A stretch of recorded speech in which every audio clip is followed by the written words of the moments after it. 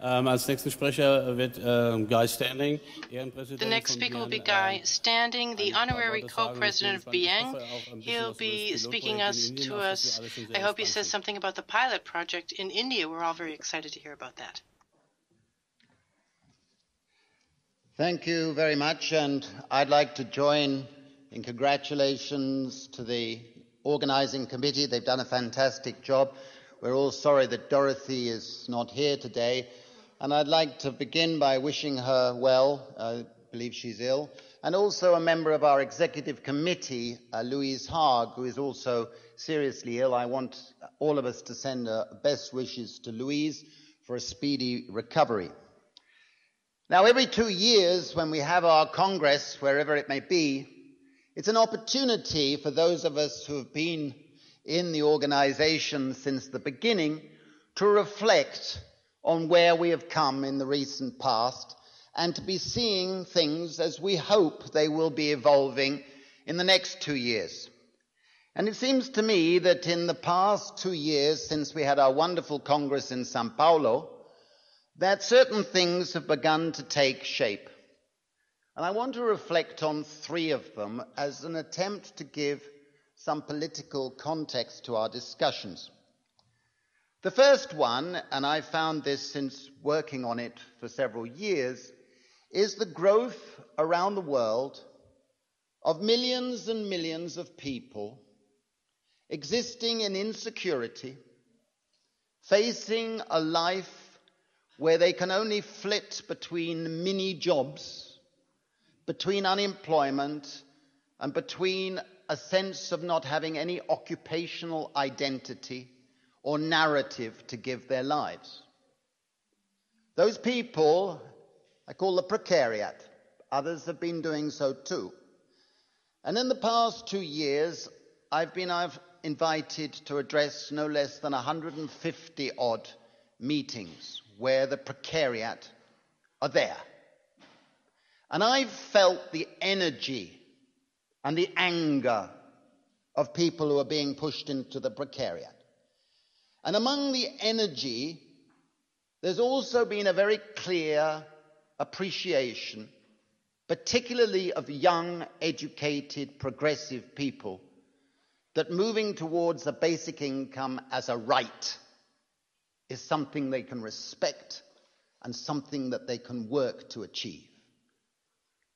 It's a wonderful sense of energy because it is taking place at a politically highly charged moment in history, where we do have the risk of this crisis spawning a neo-fascist political direction that threatens many of our societies. And I say to the politicians that unless we have a trend towards basic economic security for everybody, that far-right tendency will only grow stronger. But I, among most of you here, am an optimist. And I think that we are going to see a surge of interest and belief in moving towards a basic income. And you and me and all of us have got to double our energies to work towards that goal. I was privileged to speak to a number of the Occupy movements last year. And I can tell you that the number of people there who hadn't heard of basic income, but who wanted it when they heard about it. And they've written and they've been contributing and joining our movement. A basic income for the precariat will strengthen a right to work, strengthen a right to security, strengthen the right to fight for the commons, and also control over their time so that they can develop their capabilities. That is a powerful reason for supporting a basic income.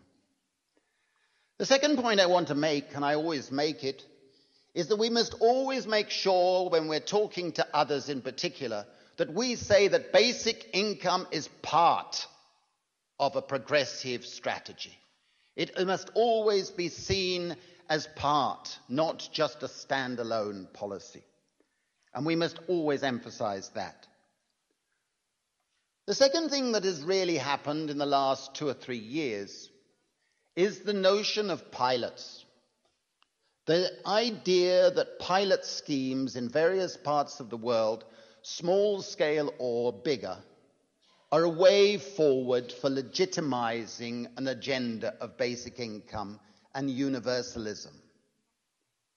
The pilots that we are seeing in Namibia, in Brazil, and now in India, where I'm working as a research assistant for SEWA, because it's SEWA, the Self-Employed Women's Association of India, that is leading this pilot in India, and I'm extremely proud to be working with them on this project, where thousands of people today are receiving what is in effect a monthly guaranteed, unconditional, individual basic income. We don't call it that in India. That would get us thrown out. Universal cash transfers is the term of the day. But what pilots are doing is moving the whole debate into the political mainstream and gaining legitimation, respect, and we're learning through doing them. We'll be showing a video later in the conference, which I hope will interest many of you, and I find it emotionally powerful.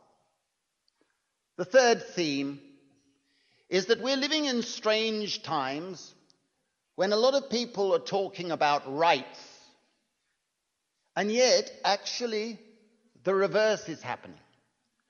Millions of people, not just migrants, are being converted from citizens into what I call denizens, losing civil rights, losing social rights, losing political rights, losing economic rights, losing cultural rights. Now, basic income is an instrument which will reverse the trend towards denizens and strengthen the basis of rights.